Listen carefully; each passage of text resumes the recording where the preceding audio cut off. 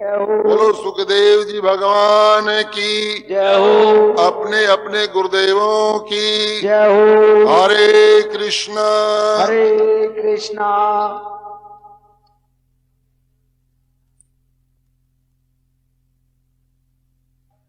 ओम अज्ञानतिमिरन्धस्य ज्ञानाञ्जनशलाकया चक्षुरनलमितं येन तस्मै श्रीगुरवे नमः। हे कृष्ण करुणा सिंधो दीनबंधो जगत्पते गोपीश गोपिका कांत राधा कांत नमोस्तुते। तप्त कांचन गौरांगी राधे वृंदावनेश्वरी वृषभानुसुते देवी प्रणमामि हरिप्रिये।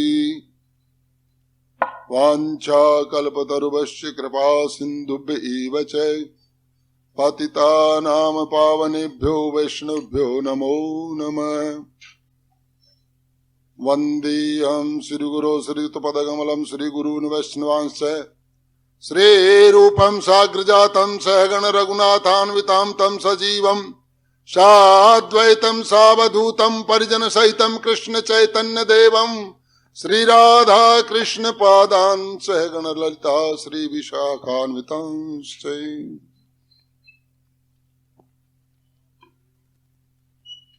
कल महाराज ध्रुव माता की शिक्षा पा करके वन को गमन करके और भगवान की बड़ी भारी तपस्या की है।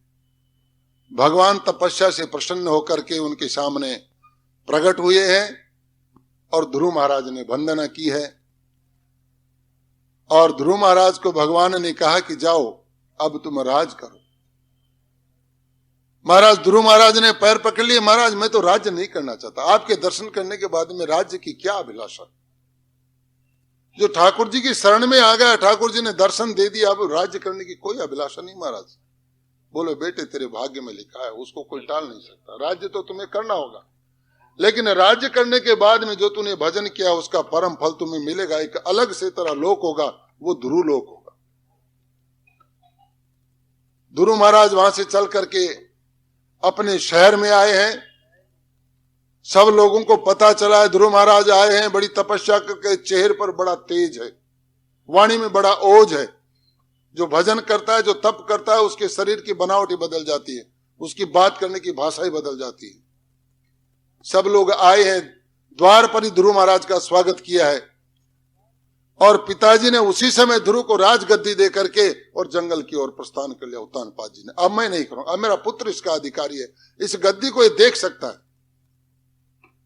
तुलसीदास जी कहते हैं कि पुत्रवती जुवती जो सोई, वो माता असली माता है। कौन? जिसका बेटा भगवान का भजन करता हो, जिसका बेटा नित्य प्रति मंदिर में जाता हो, जिसका बेटा सुबह शाम ठाकुर जी की आरती करता हो, गुरु मंत्र का जप करता हो। असली में तो बेटा वो है और उसकी माता वो है। पुत्रवती जुवती जग सोई रघुवर भगत जासु सुत होई। जिसका पुत्र, जिसका लड़का भगवान का भक्त हो, माता तो वो है।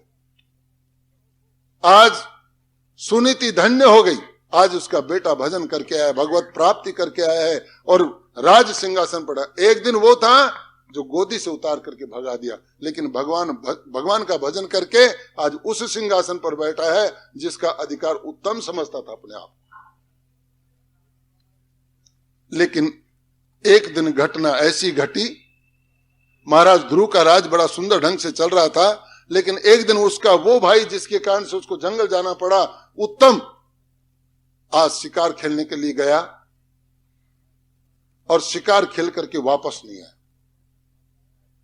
सायंकाल जब उत्तम वापस नहीं आया तो सुरुचि दौड़ करके आई, बोलो बेटे ध्रुव, तेरा भाई जंगल को गया था शिकार खेलने के लिए, लेकिन अभी तक वापस नहीं आया, थोड़ी खोज कर, तलाश कर। सैनिकों को आदेश दिया, जाओ जंगल में जाओ, जिस साइड में उत्तम गया था खोज करो कहां क्या हुआ, उत्तम के साथ कोई दुर्घटना घट गई, और वाक्य में दुर्घटना ही घटी। उत्तम की किसी ने हत्या कर दी। ध्रुव के गुप्तचरों ने आकर के समाचार दिया कि महाराज यक्ष लोगों ने उत्तम की हत्या कर दी। ओ, भगवान का भक्त है, किसी का रक्तपात नहीं चाहता, लेकिन आज ऐसी घटना घटित हो गई, अगर इस तरह से मैं दुश्मन को सजा नहीं दूंगा तो मेरे राज में अराजकता फैल जाएगी। और अपनी सेना लेकर के यक्षों पर चढ़ाई कर दी, और प्रत्येक दिन हजार हजार लाखों लाखों यक्ष मारे जाने लगे।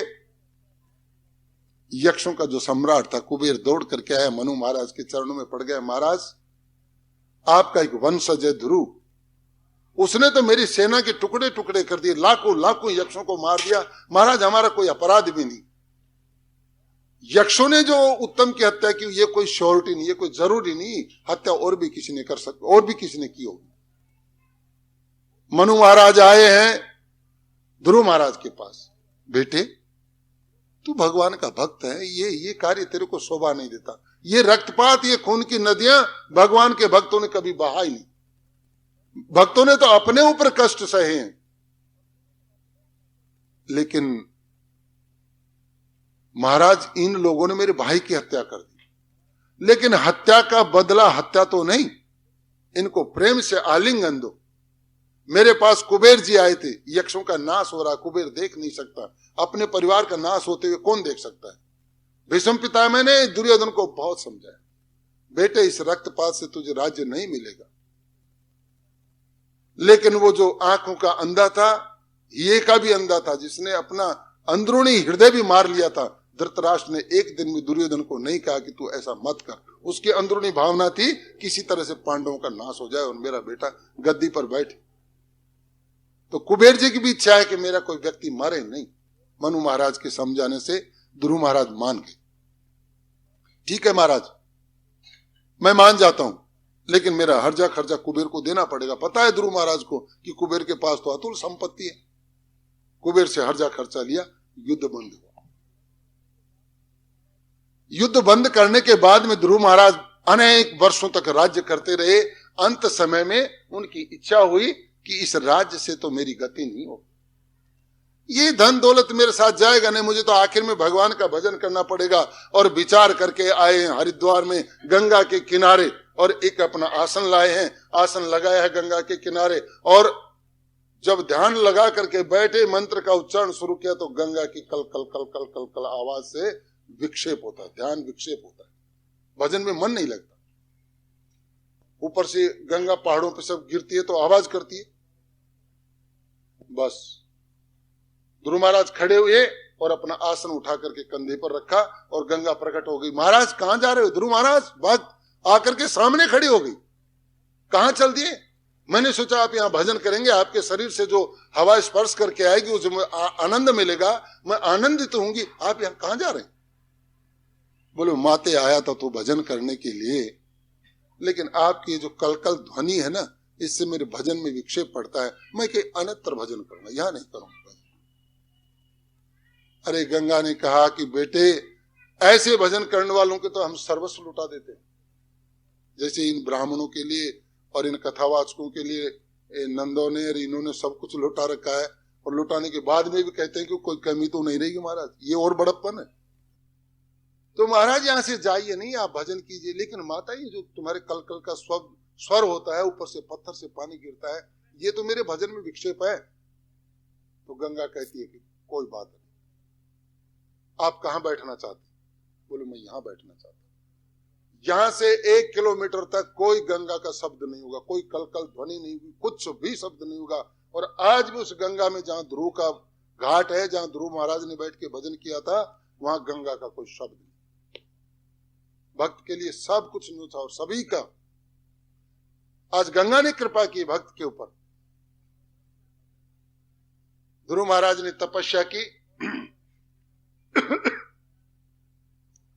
जब समय आया तो मौत आई, मृत्यु आई ध्रुव महाराज को लेने के लिए। लेकिन भक्तों की मौत होती, भक्त कभी मरते नहीं। जैसे मृत्यु सामने आई, ध्रुव महाराज ने अपना दाहिना चरण ऊपर उठाया और मृत्यु के सर पर पैर रखा और जो भगवान ने जो धाम बताया था उस धाम में प्रस्थान करके चले गए। आज भी ध्रुव तारा अमर है, हम लोग उसके दर्शन करते हैं। बोलो भक्त और भगवान की।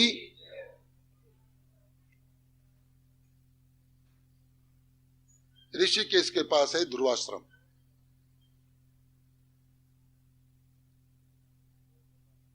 सुखदेव जी से, परीक्षित महाराज जी से सुखदेव जी कह रहे हैं कि राजन, एक समय नारायण सरोवर पर नारद जी को प्रचिता मिले।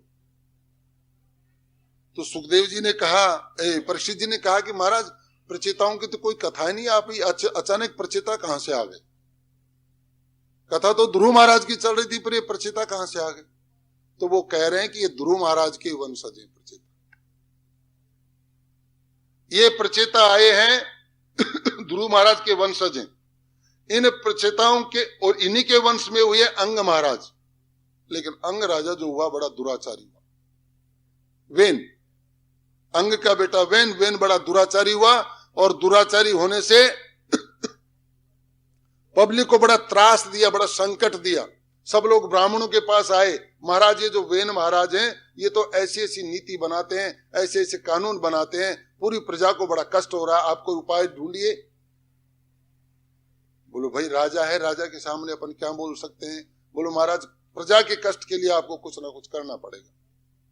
सारे ब्राह्मण इकट्ठे हुए और आकर के राजा को कहा कि महाराज आपका जो राज्य करने का ढंग है, शासन करने का जो ढंग है, वो प्रजा को संतुष्टि प्रदान नहीं करता, आप कोई इस ढंग को बदल लीजिए। अरे महाराज वो तो अत्याचारी था ना, उसने ब्राह्मणों को भी आंख दिखा दी कि तुम कौन होते हो भाई हमें शिक्षा देने वाले। बस ब्राह्मणों को जब आंख दिखाई तो ये समझ लो कि उनका पतन ही आ गया। जो ब्राह्मणों से द्रोह करता है वो कभी सुख नहीं पा सकता। स्वयं भगवान भागवत में कहते हैं कि अगर ब्राह्मण भजन भी नहीं करता तो भी वो पूजनीय है। ब्राह्मण के दर्शन भी हर आदमी को उत्तम करने के लिए ठीक है। इसलिए ब्राह्मण से कभी द्वेष नहीं करना चाहिए। ब्राह्मण अगर आपके घर में आता है तो उसका स्वागत करना चाहिए, यथा योग्य आप उसको खाना खिलाइए, वस्त्र दीजिए। ये आपके लिए, सब गृहस्थियों के लिए बहुत ठीक बात है। तो ब्राह्मणों को जब वेन ने धमकाया तो महाराज उसी समय ब्राह्मणों ने मंत्र शक्ति से वेन का प्राणांत कर दिया। अब प्राणांत कर दिया तो पब्लिक ने कहा कि महाराज इस सिंहासन का अधिकारी, इसके तो बेटा कोई है ही नहीं, इस पर बैठाने के लिए कोई। तो ब्राह्मणों ने मंत्र शक्ति से वेन महाराज की दैनी भुजा का मंथन किया और मंथन करने से उसमें से दिव्य पुरुष प्रकट हुआ। वो दिव्य पुरुष जो था वो भी भगवान का अवतार था, उनका नाम है पृथु महाराज। बोलो पृथु महाराज की। ये जो 24 अवतारों का मैंने शुरू में वर्णन किया, ये पृथु महाराज भी उन्हीं के कड़ी में एक अवतार है। पृथु महाराज जब अवतार है, भगवान के अवतार हैं, उनकी तो जितनी भी स्तुति की जाए उतनी थोड़ी है और भगवान के थोड़े थोड़े गुण उनमें हैं। अब आपको मैं एक बात बता देना चाहता हूं, हमारे शास्त्रों में भगवान की एक विवेचना की गई कि भगवान कौन है। जैसे मैंने उस दिन बताया सन्यासी कौन है, वो लक्षण बताए। अब मैं बताता हूं कि भगवान कौन है। अगर मैं ये कहता हूं कि मैं भगवान हूं या कोई मनुष्य कहता है कि मैं भगवान हूं, तो वो समझो पूरा पाखंडी है, दुष्ट है और उसके दर्शनों से भी दुख प्रकट हो। भगवान पूर्ण ब्रह्म परमात्मा में 64 गुण हैं और जो 14 कला अवतार भगवान राम है उनमें 60 गुण हैं और उनसे नीचे के जो देवी देवता हैं उनमें 55 गुण हैं और उनसे जो नीचे के देवता हैं उनमें 50 गुण हैं और 50 गुण इस मनुष्य में। लेकिन फर्क क्या है कि देवताओं में जो 50 गुण हैं, भगवान में जो 64 गुण हैं, जो 55 गुण है वो अगाध रूप में और हमारे अंदर क्षुद्र रूप में थोड़े। जैसे हम किसी के ऊपर कृपा करना चाहते हैं। कोई गरीब आदमी आया हमारे पास, आकर के कहा महाराज मैं भूखा हूं, 2-3 दिन से रोटी नहीं मिली। तो कृपा का भाव हमारे अंदर है लेकिन कितना है? आ जाओ बैठ, खाना खा लो, पेट भर के खाना खिला देंगे। फिर महाराज मेरे पास कोई किराया उरा नहीं है, तो उसको 5-7 रुपए भी दे देंगे, पानी भी पिला देंगे, घंटा 2 घंटा विश्राम भी करा देंगे। लेकिन उसके बाद हरे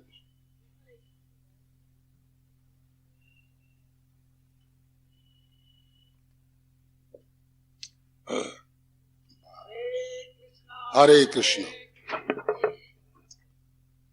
उसके बाद हमारा जो वो दयालुता का भाव है वो धीरे धीरे अब समाप्त होते जाता है।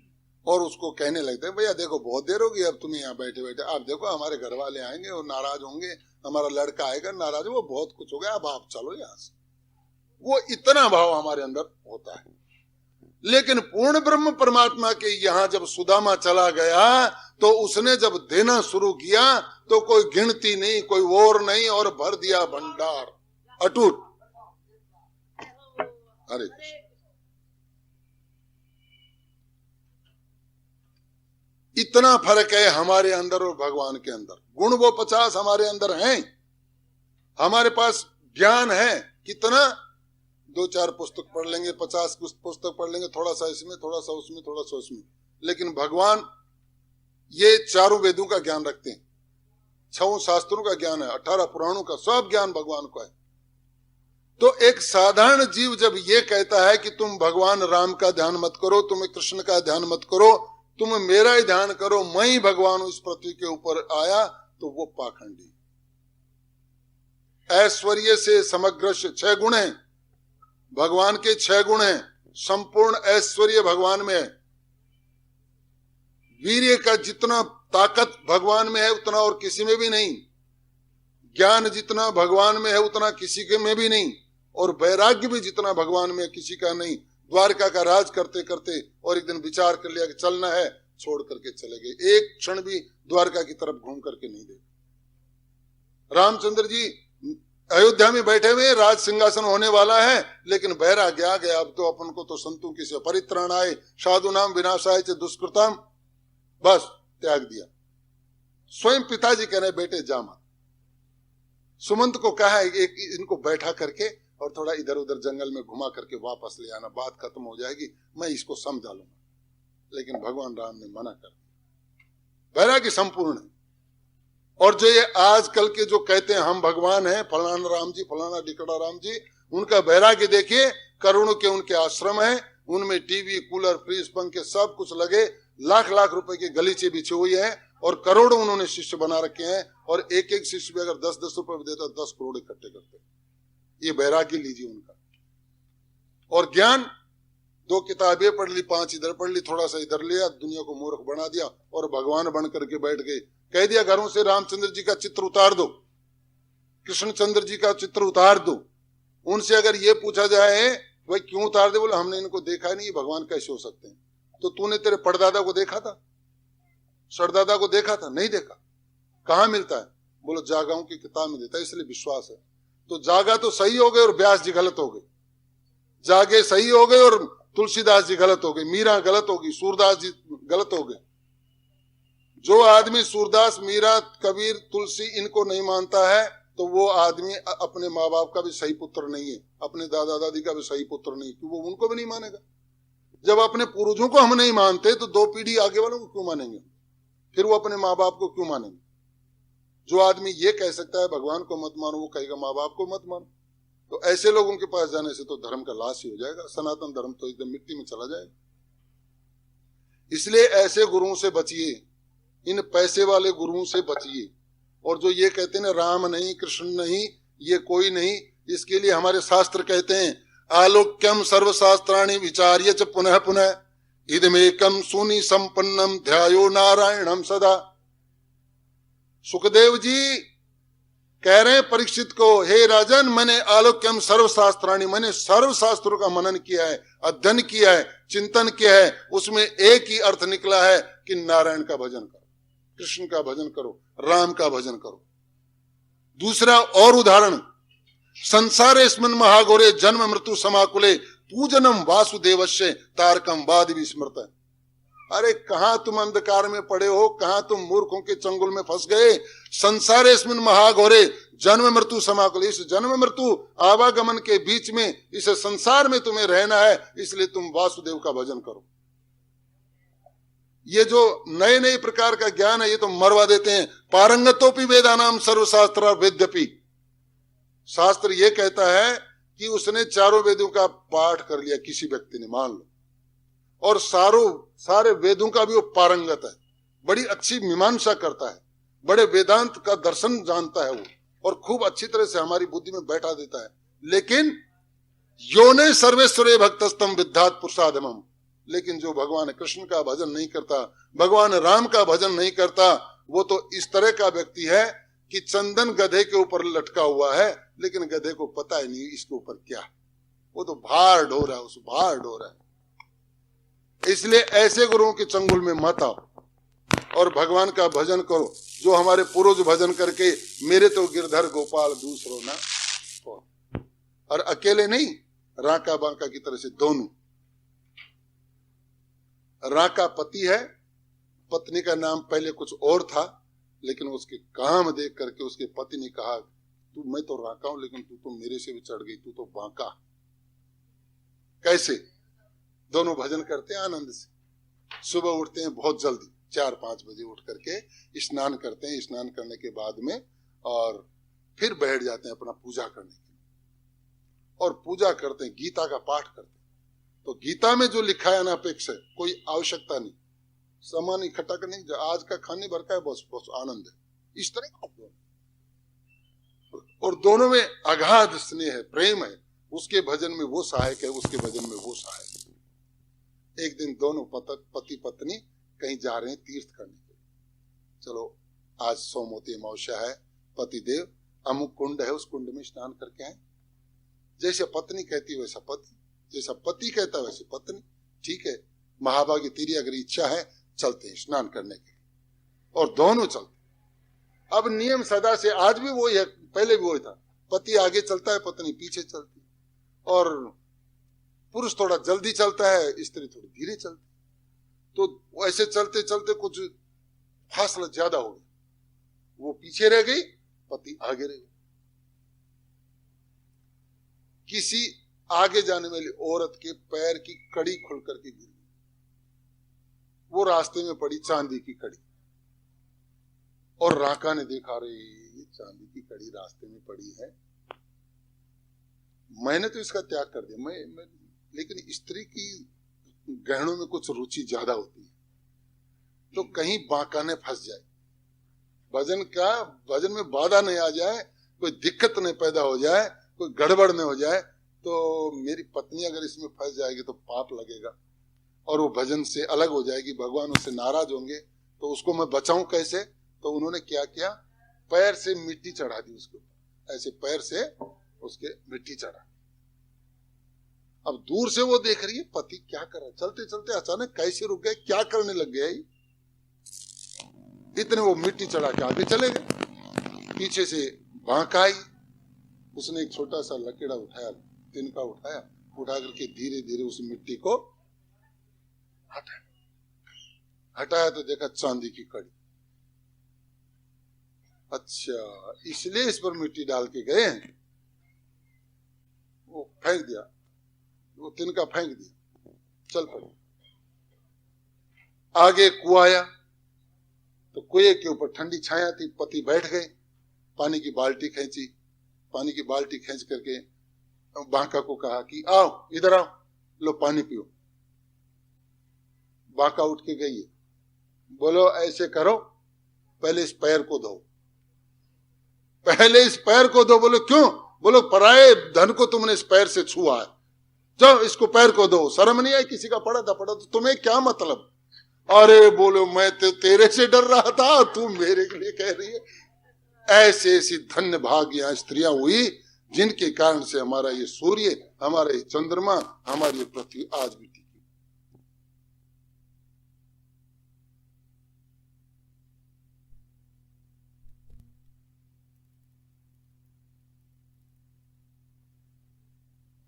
हम लोग यहाँ कथा बांचने के लिए नहीं आते, और हम गांव में जाते हैं तो हम कोई प्रचार या वो नहीं करने जाते। हम इसलिए गांव में जाते हैं, पता नहीं इसी बहाने किसी मीरा के दर्शन हो जाएं, इसी बहाने किसी राका बांका के दर्शन हो जाएं, इसी बहाने कोई सूरदास मिल जाए गांव में घूमता हुआ, तो हम लोगों से भजन तो होता नहीं। रोटी खाई सोए, लेकिन इन लोगों के प्रताप से हम लोगों का भी कल्याण। इसलिए अगर श्रीमद् भागवत सुनती हो, ये छोटी छोटी कथाएं आप सुनती हो, तो इनका आचरण करो। पढ़ा रहने दो, किसी का कुछ पढ़ा है तो पढ़ा है। कोई मंदिर में गए, किसी का लोटा रखा हुआ है, ये नहीं कोई नहीं है तो चलो अपने झोली में डाले, ऐसा नहीं। पढ़ा है, हमें क्या मतलब, किसी का लोटा पड़ा है, किसी का कहना पड़ा है, किसी, तब तो भागवत सार्थक है। और अगर नियत में बदलाव नहीं आया तो फिर भागवत सुनने का फल क्या होगा। तो पृथु महाराज ने 99 यज्ञ कर दिए। 100 यज्ञ जब करने लगे तो इंद्र ने सोचा कि ये तो हमारी गद्दी ले ले। अगर 100 यज्ञ इसके संपूर्ण हो गए तो गद्दी का अधिकारी पृथु महाराज, और मैं गद्दी कैसे दे दूं। बस आए और यज्ञ का घोड़े को चोरी करके ले गए। और जो ऋषि वो करवा रहे थे यज्ञ, उन्होंने आवाज लगाई पृथु महाराज के पुत्र को, बेटे तुम्हारा घोड़ा लेके जा रहा इंद्र। और इंद्र के पीछे उसी समय पृथु महाराज का लड़का लगा और घोड़ा छीन करके लाए।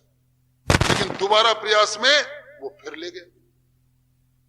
तो पृथु महाराज ने बैठ करके भगवान की वंदना की है। ध्यायन्ति देवा सततम मुरारी यशंग मध्ये सकलम निविष्टम योगेश्वरम पाप विनाशनम च भजे शरणम मधुसूदनाख्यम। देखो, एक एक स्तुति का बड़ा अर्थ है। इसमें पृथु महाराज कह रहे हैं ध्यायन्ति देवा सततम मुरारी। हे गोविंद, आपको तो सारे देवी देवता, सारे ऋषि मुनि आपका वंदन करते हैं, चरण स्पर्श करते हैं। वो ही चरण स्पर्श वंदन आज मैं कर रहा हूं, क्योंकि यशंग मध्य सकलम निविष्टम, कि आपको चिंतन करने से, आपको नमस्कार करने से सारी पृथ्वी को नमस्कार हो जाता है। बोले क्यों? बोले आपके अंदर तो सब विराजमान है। वायु यमो अग्नि वरुण शशांको प्रजापति स्तंभ प्रपितामहश्च। मैं ही वायु हूं, मैं ही अग्नि हूं, मैं ही वरुण हूं, सब कुछ मेरे ही अंदर है। तो अगर एक कृष्ण को नमस्कार किया, ये समझ लो पूरे ब्रह्मांड को नमस्कार किया। तो गोविंद, हे मधुसूदन, ये मधुसूदन शब्द क्यों लगाया, इसका बड़ा रहस्य है। योगेश्वरम पाप विनाश, आप तो योगी भी हैं, योगियों के भी योगी हैं, और पाप विनाश। आपकी कथा जो सुनता है, आपके सत्संग में जो बैठता है, संतों का संग जो करता है, ब्राह्मण दर्शन जो करता है, उसके सारे पाप, सारे कलिमल नष्ट हो जाते हैं। लेकिन महाराज, अंतिम मैंने जो आपको मधुसूदन के नाम से जो पुकारा है, वो इसलिए पुकारा है कि मधु नाम एक दैत्य को आपने अपने चक्र सुदर्शन से छेदन किया था। आज ये इंद्र बार बार मेरे यज्ञ में बाधा पैदा करके मेरे लिए मधुसूदन बन गया, इसलिए महाराज इसका कुछ उद्धार कीजिए। और भगवान ने जब ये देखा कि मेरे हाथों से इंद्र का अनर्थ होने वाला, यज्ञ में प्रकट हो गए। पृथु महाराज, आप तो 99 यज्ञ कर चुके, और यज्ञ आपने बहुत किए, लेकिन स्वयं भगवान कहते हैं कि खाली यज्ञ से गति नहीं होगी। यज्ञ से आपको ये सांसारिक सुख मिल सकते हैं, लेकिन गति तो आपको भजन करने से मिलेगी।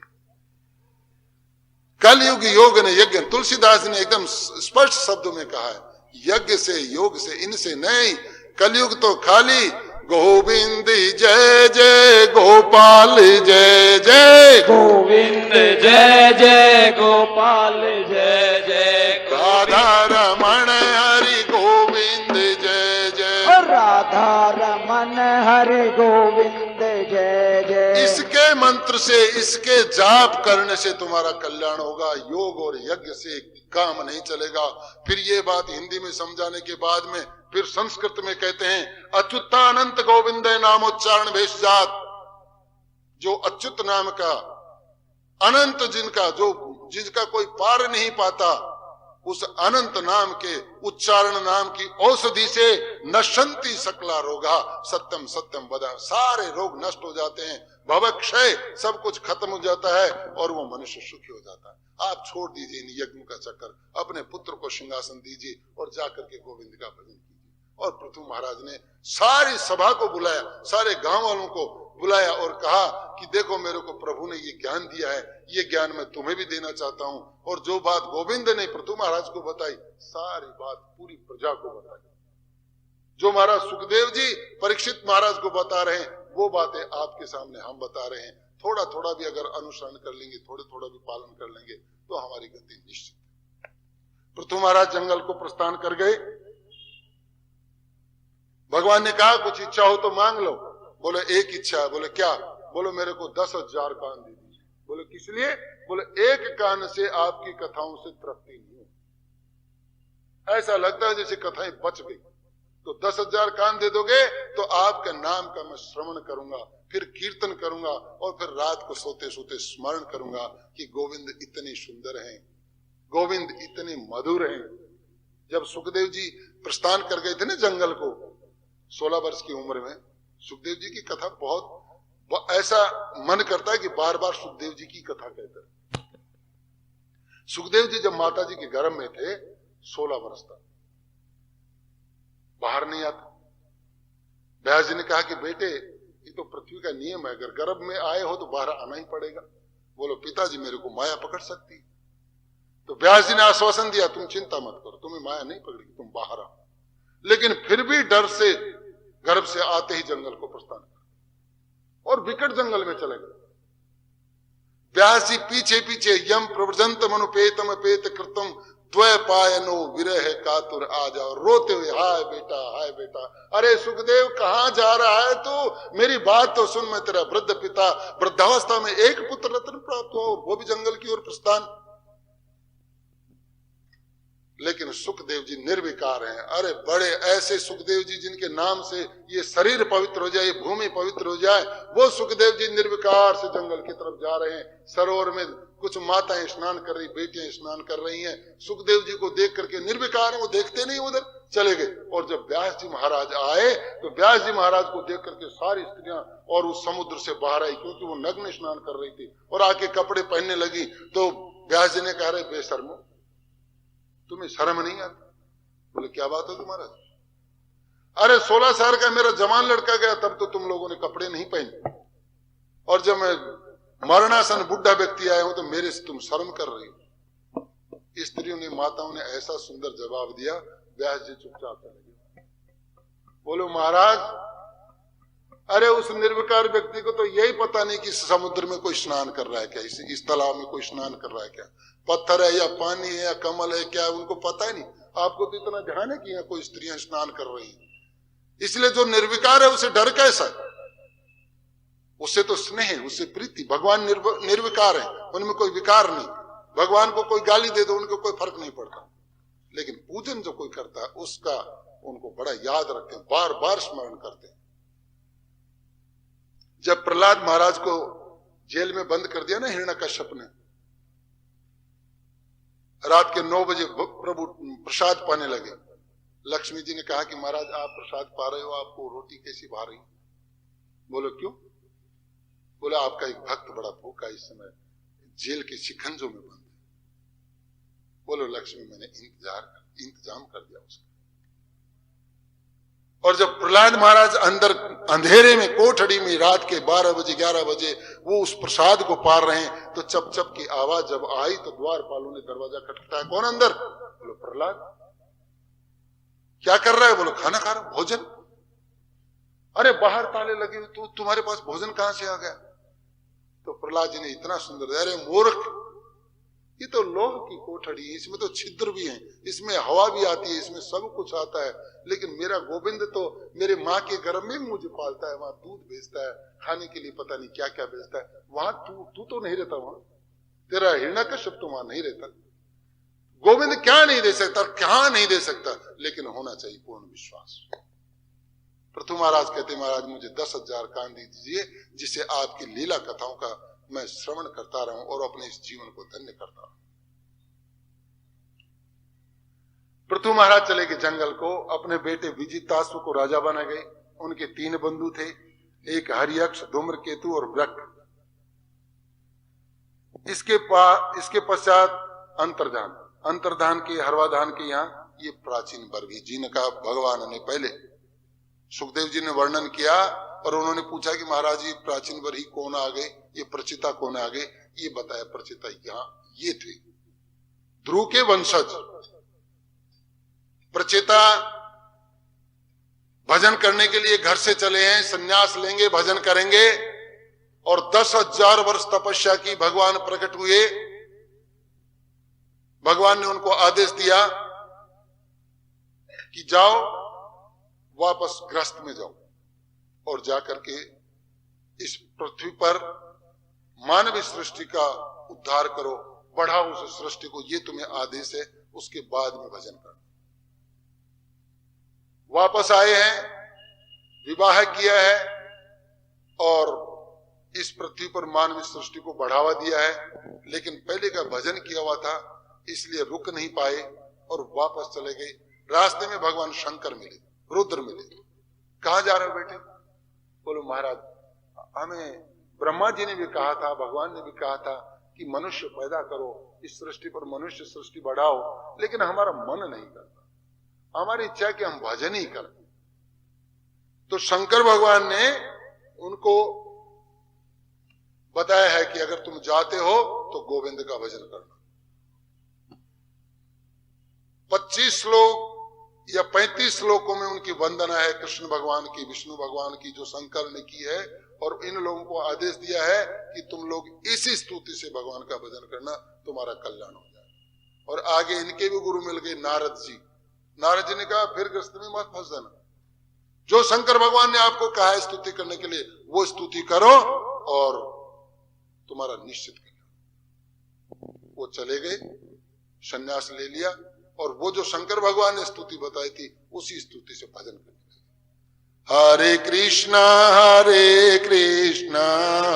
कृष्णा कृष्णा हरे हरे, हरे कृष्णा कृष्णा कृष्णा हरे हरे, हरे राम राम राम हरे हरे, हरे राम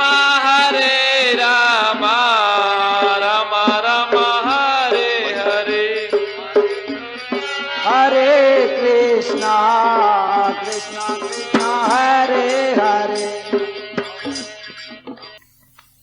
पुरंजन उपाख्यान, ये 9 द्वारों की नगरी, हमारा ये जो शरीर है इसके ऊपर है पुरंजन उपाख्यान। ये 9 द्वारों की नगरी में जो एक जीवात्मा रहता है, इसकी अभिलाषा पूर्ण नहीं होती कभी। आप इसको कितना ही खिलाओ, कितना ही पिलाओ, लेकिन ये मन कभी संतुष्ट होता है नहीं।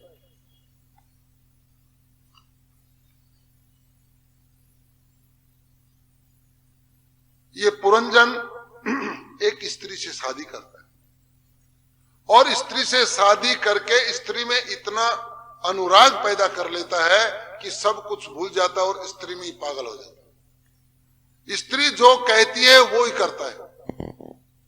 और सबसे बड़ी दुर्भाग्य की बात यह है कि जो स्त्री शादी करके लाया, उसका कोई कुल गोत्र, कोई ठिकाने का ही पता नहीं। हमारे यहां संस्कार है, हम 4 गोत्र टालते हैं, किसी के यहाँ 1 गोत्र टालते हैं, उसका दादा परदादा सब कुछ देखते हैं, मामा मामी पूछते हैं ये कैसा खानदान है। एक सेठ जी के यहाँ पर शादी करके लाया एक बच्चे की, तो 3 बच्चों की शादी तो एकदम घर बार सब कुछ मिला करके लाए, लेकिन एक लड़की के साथ वो प्रेमी विवाह करके लिया। सेठ ने कहा कि भाई ये हमारे घर में गड़बड़ हो गई। बोलो क्यों? बोलो जिसके खानदान का पता नहीं होता, पता नहीं कैसे खानदान की स्त्री। उनकी घरवाली कहा जी आप जबरदस्ती बहम कर ले, तो आजकल तो जमाना ही ऐसा है, प्रेम विवाह होने लग गए।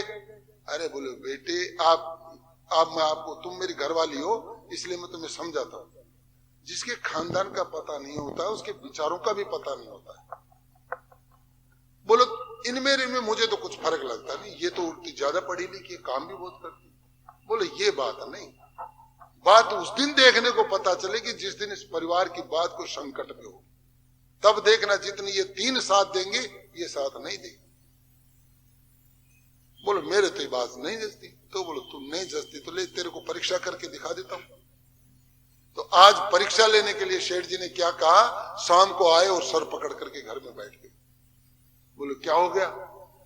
बोलो दुकान में चोरी हो गई, 10 लाख का माल लूट गया और हम बर्बाद हो गए और मांगने वाले मेरे को मारने के लिए दौड़ते हैं, अब कोई उपाय करो।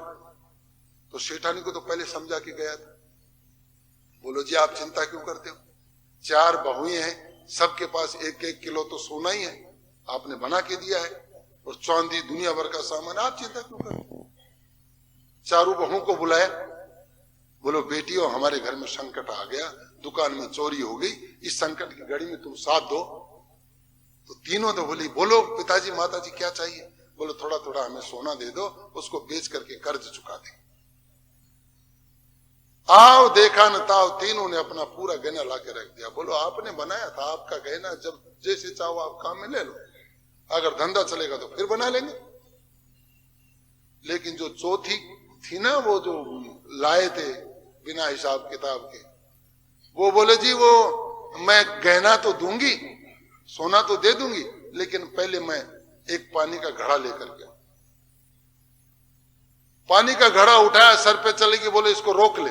बोले क्यों? बोले कुएं में गिरने जा रही, कुएं में गिरने जा रही है, सोने के नाम से कुएं में गिरने जा रही है। इस तरह से पुरंजन ने बिना हिसाब किताब के एक स्त्री से शादी कर, और उसने इतना नाच नचाया, इतना नाच नचाया, पुरंजन एकदम से पागल हो। और जो खानदानी स्त्रियां होती हैं उनका तो व्यवहार ही कुछ अलग होता है। राजस्थान की घटना है, चूड़ावत राजा 7 दिन पहले शादी करके आया है, 7 दिन हुए अभी शादी को।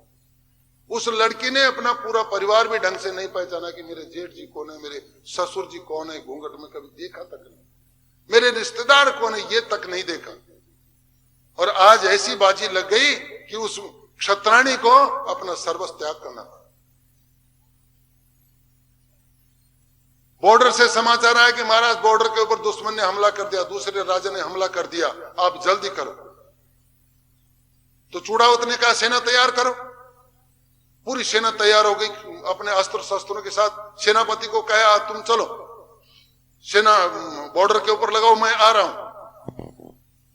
और ऊपर गया है, बोले चूड़ा, वो अपनी स्त्री को बोलता है, बोले क्षत्राणी मैं तो युद्ध में जाने की मेरी इच्छा है, अभी 7 दिन हुए, मैं युद्ध में कैसे जाऊं, तुम्हें छोड़ने की इच्छा नहीं। उसने कहा कि जन्मभूमि से बढ़ करके मैं हूं, अरे अगर मैं तेरे को अपने पल्लों में छुपा लूंगी तो नहीं जाने मेरी जैसी कितनी स्त्रियां विधवा हो जाएंगी, कितनी माताएं कत्ल हो जाएंगी, कितने के लाल मर जाएंगे। तुम एक स्त्री के वियोग में सारे देश को नाश करना चाहते हो? जाओ नीचे जाओ। चला गया, नीचे गया, 2 मिनट फिर वापस आ, बोलो मैं नहीं जाऊंगा। फिर उसको समझाया और फिर जाकर के नीचे गया तो उसने अब की बार नौकर को भेजा है कि जाओ मैं तो युद्ध में जा रहा हूं। उस क्षत्राणी को कहा कि कोई ऐसा मेरे को वो दे दो सेनानी, निशानी, जिसको मैं युद्ध में रखूं अपने साथ और तुम्हारी स्मृति बनी रही। चूड़ावत मांगी, सेनानी सिर काट दे दियो क्षत्राणी। उसी समय तलवार की धार से अपनी गर्दन काट करके थाली में रख करके दे दी उसको, जाओ। अरे इस देश के लिए एक क्षत्राणी तो क्या 1000-1000 क्षत्राणी कुर्बान। और जब उसने वो मुंड माल देखा, वो उसका सर देखा, तो एकदम से उसकी आंखों में आंसू कि मेरे से तो ये लाख गुना बेहतर है, इसका भजन मेरे से ज्यादा ऊंचा है। और उसने उसी मुंड माल को अपने गले में डाल लिया और प्रतिज्ञा की कि मैं दुश्मन को खदेड़ करके वापस आऊंगा। और गया और खदेड़ करके वापस आऊंगा। इस प्रकार की स्त्रियां जिस घर में होती हैं, जो सर्वस्व त्याग करने के लिए तैयार रहती हैं, तो इस घर में क्या कमी रह सकती है? तो पुरंजन उपाख्यान से यही मिलता है कि किसी भी व्यक्ति को स्त्री में ज्यादा आसक्ति नहीं करनी चाहिए। इस जीवात्मा को भगवान के भजन में लगाना चाहिए, इस संसार में नहीं लगाना चाहिए। बार बार यही शिक्षा देता है ये उपाख्यान, पुरंजन उपाख्यान। श्रीमद् भागवत हमें जीने का रास्ता बताती है कि हमें किस प्रकार से जीना है, कैसे चलना है, किस प्रकार गुरु की शरण में जाना है, किस प्रकार ब्राह्मणों की शरण में जाना है, किस प्रकार अपने माता पिताओं की सेवा करना है और किस प्रकार से अपने देश की रक्षा करना है। देश है तो हम हैं, अगर देश नहीं तो हम कहां।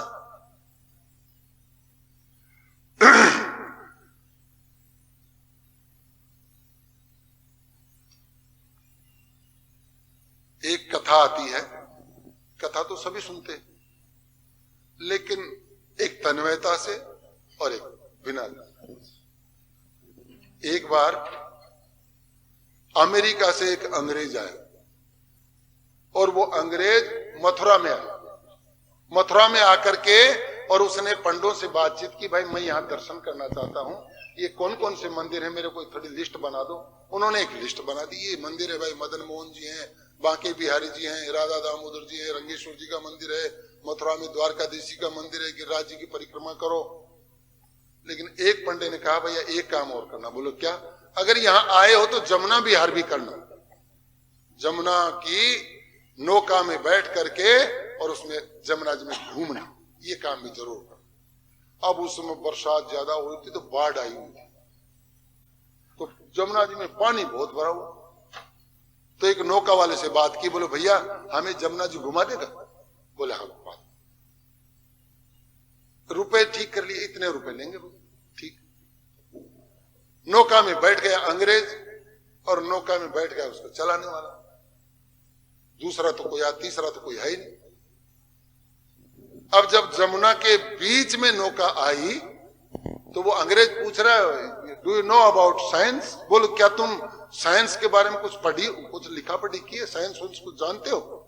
अरे बोलो भैया हमें तो बचपन से ये नौका का डंडा पकड़ा दिया, हम तो यही चलाते हैं, हमें साइंस का क्या पता, हमें मल्लाह को साइंस से क्या मतलब।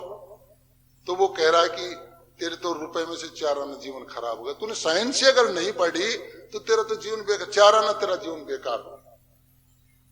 फिर थोड़ी देर बाद में फिर पूछता उसे कि क्या तुम थोड़ी बहुत मैथ्स गणित जानते हो? थोड़ी बहुत। अरे बोले भैया हम तो इस जमुना जी में पैदा हुए हैं, यहीं रहे, हमें गणित से उसे क्या मतलब है। तो बोले तेरे तो रुपए में से 8 आना, आधी जिंदगी खराब होगी, तूने न साइंस पढ़ी न गणित पढ़ी, कुछ भी नहीं पढ़ा, तेरा तो आधा जीवन बेकार हो गया। इतने में ही उस नौका में एक छेद हो गया नीचे और पानी भरने लगा, दबादब पानी भरने लगा। तो मल्लाह ने कहा रे भैया अंग्रेज तेरे को तैरना आता है? बोलो नहीं। तो बोलो तेरी रुपए में से रुपए ही चली गई, हम तो 8 आना से काम चला लेंगे, लेकिन तू तो रुपए में से रुपए, तेरा सर्वनाश हो गया मूर्ख, तेरे को तैरना नहीं आता। तो हम इस संसार में आकर के बहुत पुस्तकें पढ़ते हैं, बहुत ज्ञान अर्जित कर लिया, सब कुछ कर लिया, लेकिन अगर भगवान का भजन नहीं किया ना तो हमारी नौका भी इसी तरह से डूब जाए। अगर संसार से पार होना है, अगर इस मनुष्य देह को छोड़ करके अपने कोई धाम में जाना चाहते हो तो भगवान का भजन करो। उस भगवान के भजन से हमारी नौका एकदम पार चली जाए। कथाओं का सार है, जितनी कथाएं हैं उनका ये सार है। अगर भगवान का भजन करोगे तो बेड़ा पार। कितनी सुंदर, जब नलकुबेर का उद्धार हुआ, उन वृक्षों का, वृक्ष बन गए नारद जी के श्राप से, और जब उनका उद्धार हुआ तो कितनी सुंदर प्रार्थना करते हैं, आप तो पात की पावन हो, अब कीजिए क्षमा अपराध हमारा। ये हम भी कर सकते हैं कि महाराज आप तो जितने दुष्ट लोग हैं, जितने पापी लोग हैं, उनका उद्धार करते हो और उन्हीं में से मैं एक हूं, इसलिए आप मेरा भी उद्धार कीजिए। आप तो पात की पावन हो, अब कीजिए क्षमा अपराध हमारो, भूल के चूक भई हमसे प्रभु जानो नहीं कुछ भेद। हमारे से भूल हो गई, क्या भूल होगी? मनुष्य जीवन मिला लेकिन हमने आपका भजन नहीं, मनुष्य जीवन मिला लेकिन गुरु की शरण में नहीं गए, सबसे बड़ा अपराध हो गया। महाराज अब इस अपराध को क्षमा करो और हमारी इस ज्योति को प्रज्वलित करो, जिससे ये मस्तक जो अहंकार से एकदम चढ़ा हुआ रहता है आप लोगों की शरण में, संत लोगों के चरणों में आ जाए, ब्राह्मणों के चरणों में आ जाए, गाय की हम सेवा करें, माँ बाप की सेवा करें। प्रभु ऐसा हमारे ऊपर कोई आप कृपा कीजिए, ऐसी प्रार्थना नित्य प्रति उठ करके करो। ये नहीं सुबह उठ करके अखबार पढ़ लिया और साहब आज तो फलाना तो देख ही लेगा, अगर कोर्ट में खड़े नहीं कर दियो तो वो माने किए जान। ये ऐसी प्रार्थना मत करो, भगवान से तो यही प्रार्थना करो, साप नहीं वरदान है, अभिमान गुमान मिटाओ हारो। अरे आपने मुझे श्राप दिया पेड़ बनने के लिए, ये श्राप नहीं, हम तो इसको वरदान मानते हैं। क्यों?